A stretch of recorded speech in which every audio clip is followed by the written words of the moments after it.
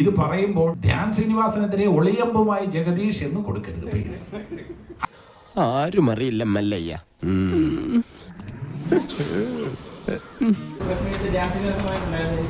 ഒരു online gaming ആപ്പിനെ promote ചെയ്യുന്ന ഒരു പരസ്യം പുള്ളി പ്രൊമോട്ട് ചെയ്തു.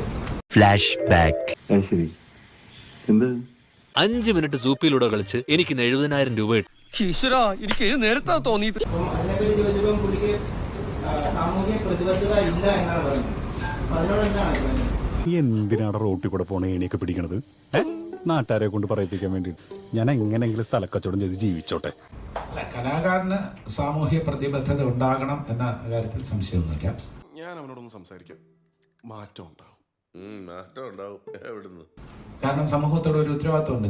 ഞാനൊക്കെ വളരെ പേടിച്ചാണ് ഇപ്പോൾ ഒരു പരസ്യത്തിന് എൻഡോഴ്സ് ചെയ്യാൻ പറയുമ്പോൾ കണ്ണീര് തുടച്ചിട്ട് കുറച്ചുകൂടി വിശ്വസിക്കാൻ തോന്നുന്നു. നല്ല രീതിയിൽ പ്രവർത്തിക്കുന്ന ഒരു സ്ഥാപനമല്ലെങ്കിൽ നിങ്ങൾ എന്നോട് പറയും, ജഗദീഷ് പറഞ്ഞിട്ടാണ് ഞങ്ങളൊക്കെ കൊണ്ട് പൈസ ഇട്ടത്, ഞങ്ങൾക്ക് പറ്റിക്കപ്പെട്ടിരിക്കുകയാണെന്ന് പറയാം. അതുകൊണ്ട് ഒരു സർവ്വ മാന്യതാണ്, ഒരു അന്തസ്സുണ്ട്, കുഴപ്പമില്ല, ശരിയാവും.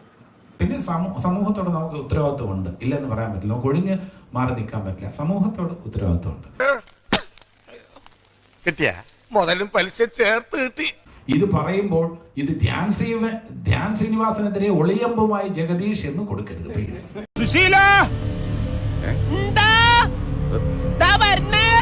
എല്ലാരും വിളിച്ചു. അത് ധ്യാൻ ശ്രീനിവാസനെതിരെയുള്ള ഒളിയമ്പോ ഒന്നുമല്ല. ഞാൻ പറയുന്നത് ധ്യാൻ ശ്രീനിവാസനോട് വിയോജിപ്പുണ്ടെന്ന് എന്ന് വേണമെങ്കിൽ രേഖപ്പെടുത്തിക്കൊള്ളൂ. ഇത് ധാരാളം മതി. കലാകാരന് സമൂഹത്തോട് പ്രതിബദ്ധത വേണം എന്ന് തന്നെയാണ് എൻ്റെ പക്ഷം എന്ന് കൊടുത്തോളൂ. പക്ഷെ അത് അദ്ദേഹത്തിനെതിരെ വ്യക്തിപരമായിട്ടുള്ള ഒരു പരാമർശമായിട്ട് നിങ്ങൾ കൊടുക്കരുത്. പണിയെടുത്ത് തിന്നണമെന്നൊക്കെ ആഗ്രഹമുണ്ട് സാറേ, പക്ഷെ പറഞ്ഞു പറ്റിച്ച് തിന്നാലേ വായിന്നിറങ്ങുള്ളൂ. ശീലായിപ്പോയി, മാറ്റിക്കോളാം.